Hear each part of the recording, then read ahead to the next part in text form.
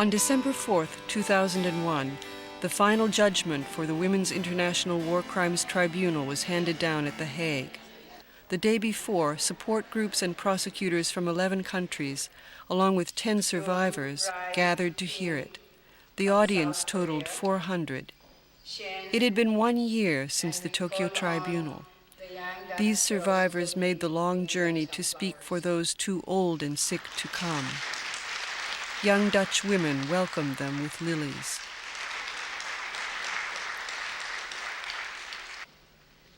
The tribunal was sponsored by the International Organizing Committee.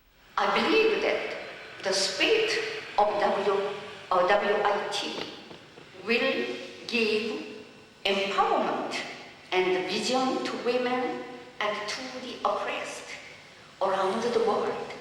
We are determined to carry on our struggle for justice and human rights for victims of Japan's military sexual slavery. We are convinced it is what we women of perpetrating countries' responsibility or duty. A review of the Tokyo Tribunal began. The prosecutors submitted within the common indictment that Emperor Hirohito and all the other named accused were guilty of slavery and of rape. The evidence placed before the Women's International Tribunal with respect to the responsibility of the government of Japan was unequivocal. It is to be hoped that the judgment of this tribunal will act as a catalyst for change in the position of the government of Japan. An amicus curiae, or friend of the court, discussed due process and the position of the Japanese government. Even people's tribunals, however, must take into consideration the principle of due process, which is provided for by the Constitution of Japan. Prosecutors' teams from each country gave a 20-minute presentation. North and South Korea formed a joint prosecutors' team. Their indictment was a cooperative effort. 198 survivors from the South and 218 from the North are registered as former comfort women. The Japanese military sexual slavery was not only violence against women during wartime, but also racial discrimination practiced against the Korean people during the colonization. A genocide had been committed against the entire nation. Since Chinese survivors weren't able to come this time, videotaped testimonies from the Tokyo Tribunal were shown. Wan Aihua from Shanxi province told of brutal torture and rape. From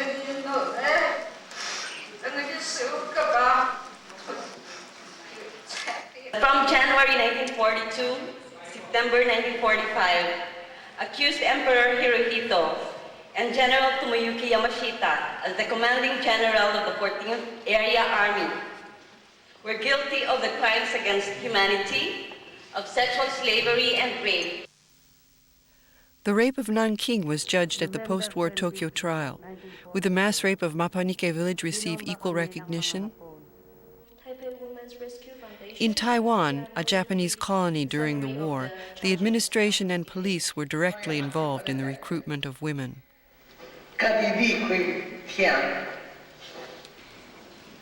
There are many survivors in Malaysia, but so far few have spoken out. Morning 20 person, afternoon 20, at night 20, one day 60 men. 54 media organizations from various countries came to cover the tribunal. There was particular interest in survivors from Holland, which exercised colonial rule over Indonesia at the time. The atrocities that were done to us by the Japanese would haunt us for the rest of our lives. The Japanese had stripped us comfort women of everything. And it is up to us women now to keep on telling our stories so that these things won't happen again. The severe trauma of the survivors shocked everyone in the audience. While the cases of Dutch women were judged as forced prostitution in post-war B and C war crimes trials, Indonesian survivors were virtually ignored.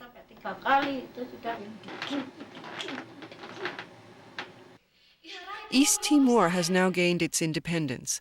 The events of 50 years ago were uncovered by those seeking to expose sexual violence under Indonesian rule. Japanese NGOs videotaped testimonies and evidence and collected Japanese military documents. They raped us like an animal.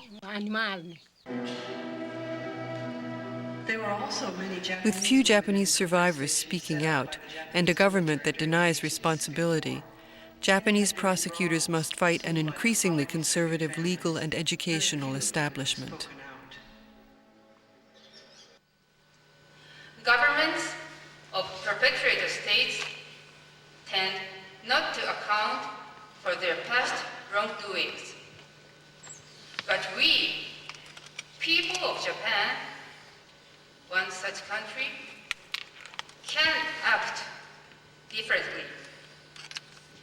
We are willing to be responsible.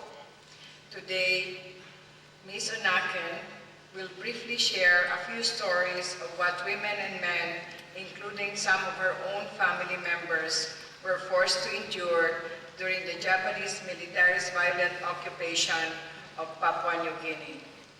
This is the present day Alpurang village where the Trumpet House used to be. So this is a recent photograph of the village. That's my village. Although not gathered in time for the Tokyo Tribunal, this is valuable testimony. I am grateful to have this recorded in your history and in the proceedings of the judgment, that it will be rendered to the Tokyo Tribunal. These women's voices are also carved in our history. At the Tokyo Tribunal, Japanese expert witnesses clarified the structure of the comfort woman system, the emperor's responsibility, and the chain of command. Expert opinions on international law and the trauma of sexual violence were also given. While the UN and the ILO become increasingly involved in comfort women issues, Japanese courts continue to ignore international law and survivors' demands. Finally, there were messages from the survivors, women who were overjoyed when the Tokyo Tribunal found Emperor Hirohito guilty of, and the state of Japan responsible for, crimes against humanity. 만약에 우리가 안 끌려가고 끌려갔다면 처벌을 맞이하고 그 사람들이 끌려가고 안 끌려갔다면은 배락을 맞이하고 반드시 그래야 합니다. 수많은 동무들을 생각하면 가슴에다가 못을 넣고 오늘을 품고 죽은 동무들 생각하면 가슴이 찢어지고 원평에서 불에서 못 살았어. 现在台湾，我们台湾那个阿妈不是生病，身体不好了，所以，我希望日本国家早一点好好的给我们接受。我这样说了，我们讲没有那么买的，我知道不是错了，memang买的。Saya meminta kepada pemerintah di sini, lekas saya dikasih keadilan yang sebaik-baiknya. Po ang bansang na to na ayaw tugunin ang ginawa nilang kalpastanganan sa barangay namin. Ngunit ngayon po, matagal na kaming naghihintay, kami po'y nanalo na. These heart-rending appeals in many languages deeply moved the audience. The Hague plays an important role in the field of international justice. The International Criminal Tribunal for the former Yugoslavia sits here. Some of its principal members served as judges and prosecutors for the Women's Tribunal. The Hague Convention was signed here, in the Peace Palace. This convention is often cited in civil cases brought by former comfort women in Japan. The prosecutors decided that this was where the final judgment for the Women's Tribunal should be handed down. Over 3 years has passed since preparations for the tribunal began. Both prosecutors and survivors from all over Asia have met repeatedly. All rise. The Women's International War Crimes Tribunal, Japan's military sexual slavery, is in session. On December 4th, the Women's International War Crimes Tribunal officially opened. The final judgment will now be handed down. The tribunal was established out of the conviction that the failure to fully redress the crimes committed against the comfort women must not be allowed to silence their voices. This is a people's tribunal, a tribunal conceived and established by the voices of global civil society. The Women's International War Crimes Tribunal, like other people's tribunals, is premised on the understanding that the law is an instrument of civil society that does not belong exclusively to governments, whether acting alone or in conjunction with the states. The comfort system, in a sense, was state-sanctioned rape and enslavement. The practice of deception, coercion, purchase, and the force used to secure women for the comfort system was so widespread, the numbers of women acquired so enormous, and the pressure to expand the system so great, that the crimes involved had to have been known to high-level participants of the system, as well as those who oversaw the maintenance of the system and the continued supply of women. The judges also extensively examined and forcefully rejected the claim that the emperor was merely a figurehead who did not have knowledge of the crimes or possess the power to prevent them. Therefore, the tribunal finds Emperor Hirohito, Ando Rikichi, Hata Shunroku, Itagaki Shishiro, Kobayashi Seisu, Matsui Iwane, Terauchi Hisaichi, Toyo Hideki, and Umesu Yoshihiro guilty under counts 1 and 2 of the common indictment as incurring both individual and superior responsibility pursuant to Article 3.1 and 3.2 of the Charter for their knowing participation in a criminal system which cultivated and sustained a system of rape and sexual slavery. Based upon his status as commander and the aforesaid findings that he knew or had reason to know that troops under his command were likely to commit violence, including rape, and that he did not exercise his power to control his troops, the tribunal finds Yamashita guilty of the rapes at Mpanike in accordance with the principles of superior or command responsibility pursuant to Article 3, subsection 2 of the Tribunal's Charter. It is our hope that the moral force of this women's tribunal and these judgments will engage states as well as the people of the world to bring Japan to recognize its responsibility to repair these atrocities. That crimes against women have begun to be prosecuted in the recently established international criminal tribunals is one of the fruits of their efforts and has laid the foundation for ending impunity for violence against women. In conclusion, through this judgment, the judges wish to honor all the women victimized by Japan's military sexual slavery system. We recognize as well the great fortitude and dignity of the survivors who have reconstructed their lives and testified before us. The crimes committed against these survivors remain one of the great unremedied injustices of the Second World War. There are no museums, no graves for the unknown comfort women. no education of future generations, and no judgment days for the victims of Japan's military sexual slavery. Many of the women who have come forward to fight for justice have died unsung heroes.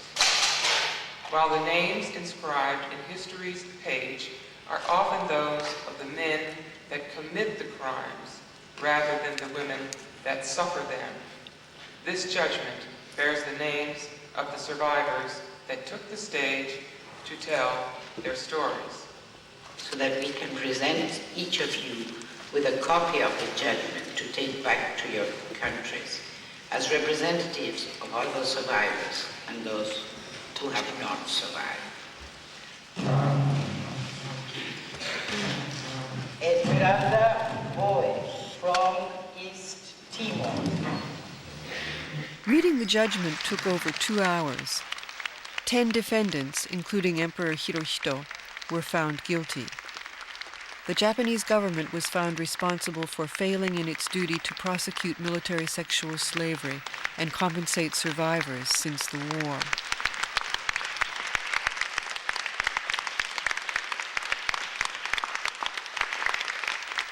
The judges handed copies of the judgment to the survivors, thanking each one for her courageous testimony.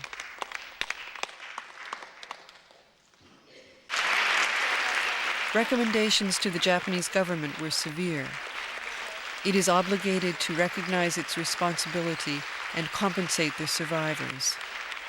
It must establish research facilities, preserve and open documents to the public, make records, build a museum, and educate the next generation to prevent recurrence.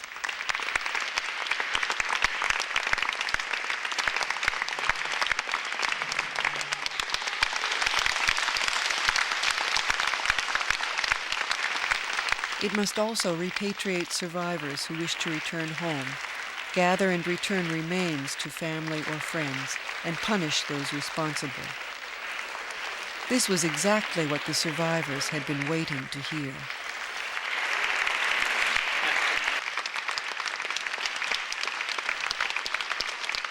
This proceeding is now adjourned. All right. The tribunal is victoriously adjourned.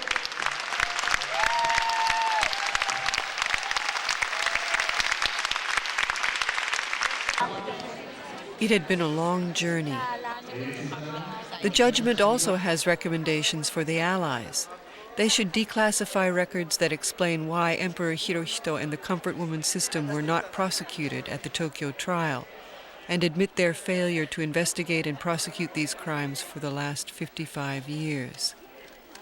The UN and its members should also urge the Japanese government to compensate survivors and seek the advisory opinion of the International Court of Justice regarding these wrongful acts. This historic decision is 265 pages long. Survivors shared their joy at being able to take copies to comrades waiting in their home countries.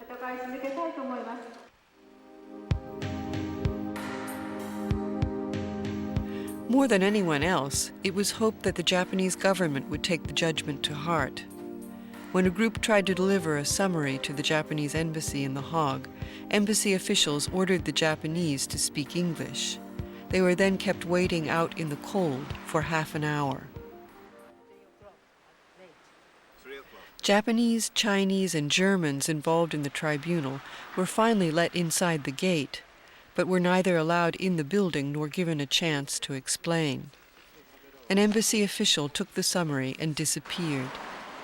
There has been no response to date.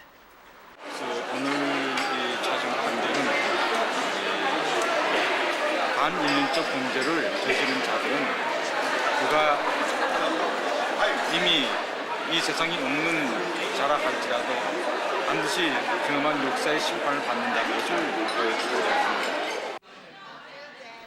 After the tribunal, prosecutors from each country held a general gathering. They had been working together for these 3 years. Dan dalam Tokyo Tribunal benar-benar bagi saya pribadi merupakan suatu pengalaman yang tidak saya lupakan dalam umur hidup saya. Dan ini sebagai suatu patokan, suatu fondasi bagi kami. Just beginning. The judgment is only paper unless we make it come into truth. So it's a beginning. So we need cooperation in our future. Thank you. Thank you all very much. Making the tribunal's recommendations a reality will require the activities of a network across borders. How should we read the judgment, and what should we do now? People involved in the tribunal gave their messages to Japan.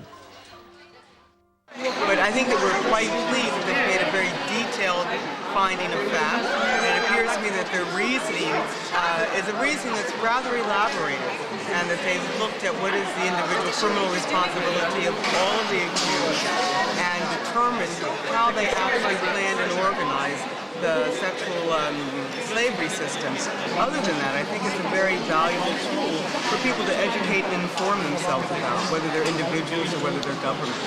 So therefore, I think that the life of the judgment is just beginning. Well, I think the judgment will be a very powerful lobbying tool.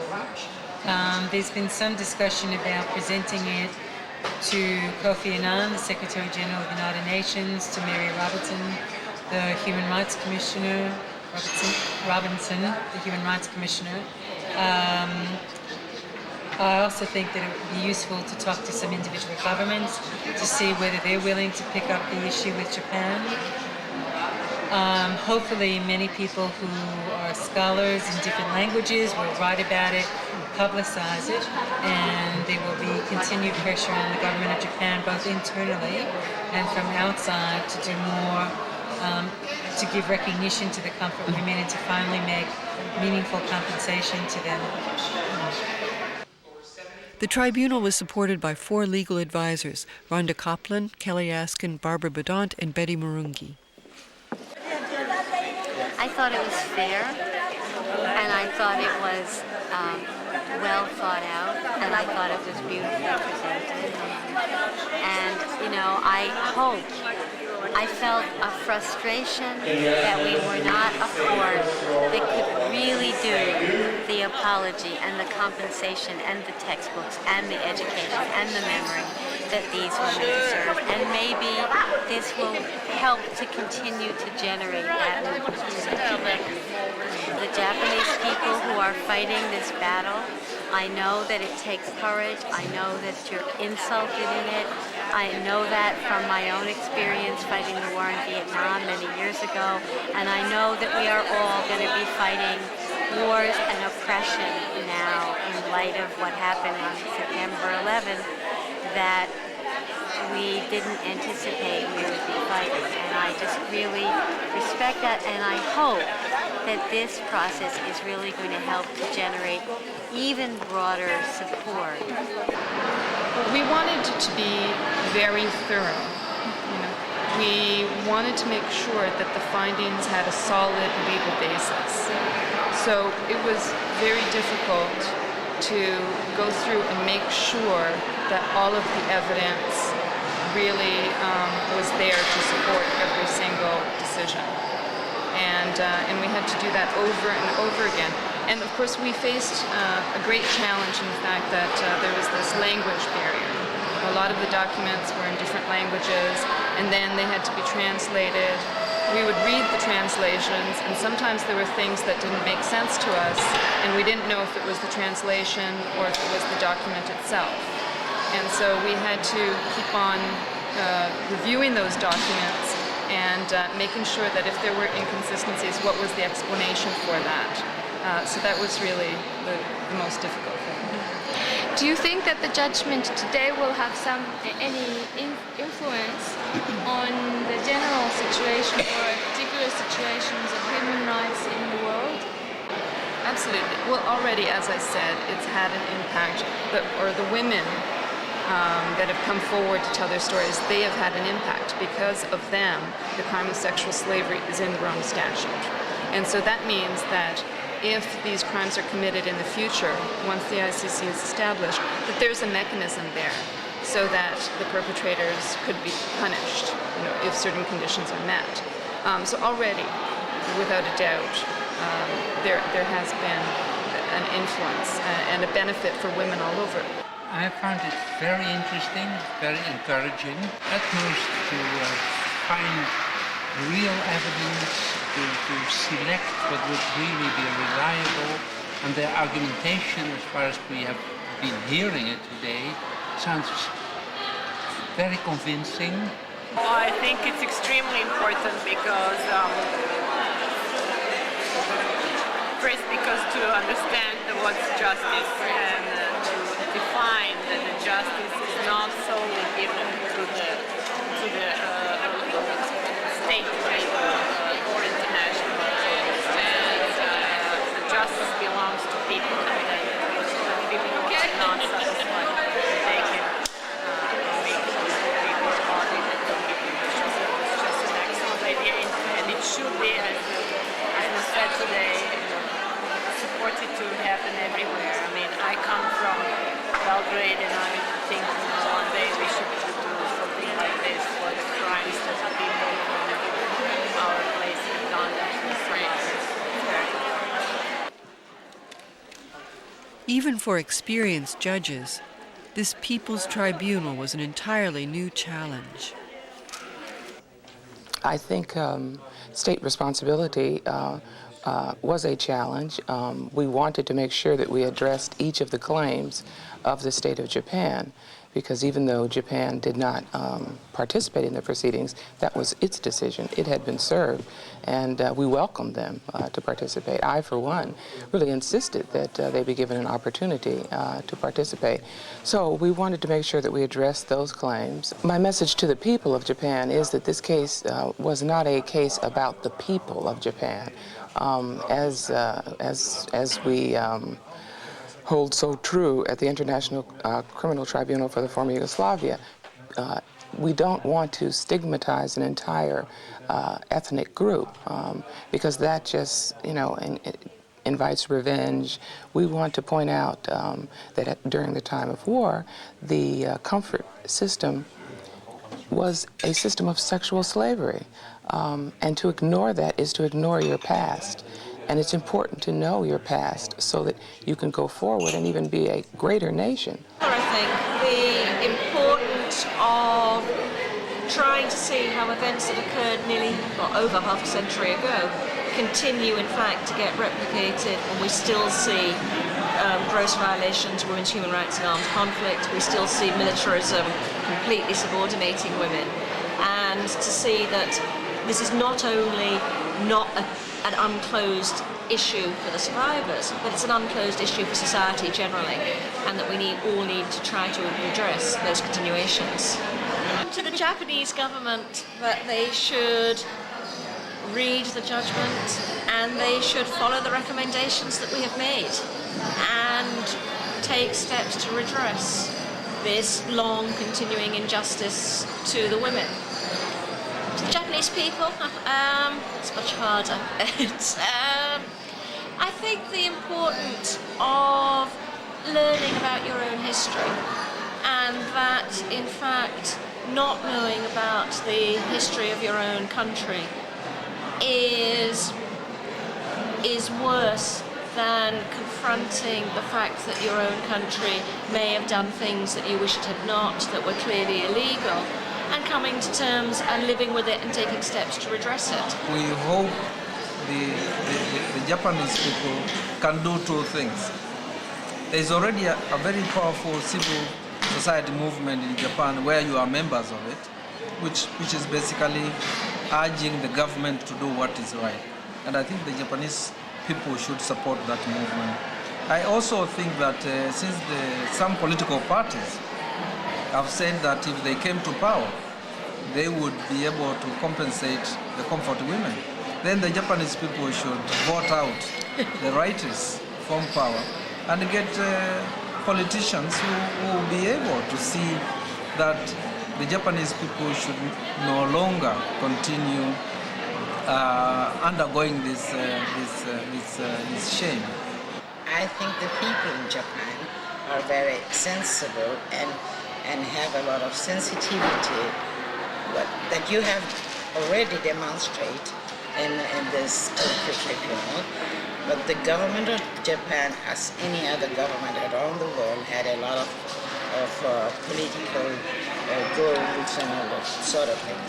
But I think that a message to the government can be that if you come out and said, I'm sorry, really, as they should, they would be better appreciated by all the international community.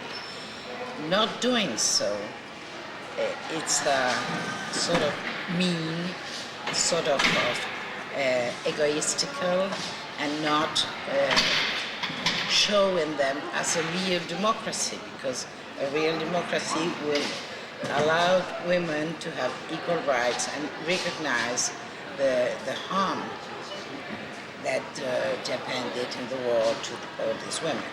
I think that it shows that the people, when I say the people, I mean civil society as a whole, without a particular government acting, can address issues when the state fails to address them. The International Military Tribunal for the Far East conducted proceedings after World War II, but yet there wasn't a word about the unhappy circumstances of the comfort women. And so here we had the community, the people coming together to fill that vacuum, and that's very, very important because there will be accountability even if the state fails to act.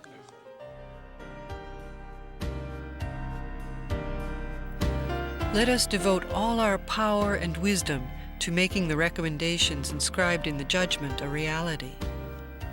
This is the hope of survivors throughout Asia, and to stop violence against women in a world of unceasing war and armed conflict. It is a goal we must all work toward.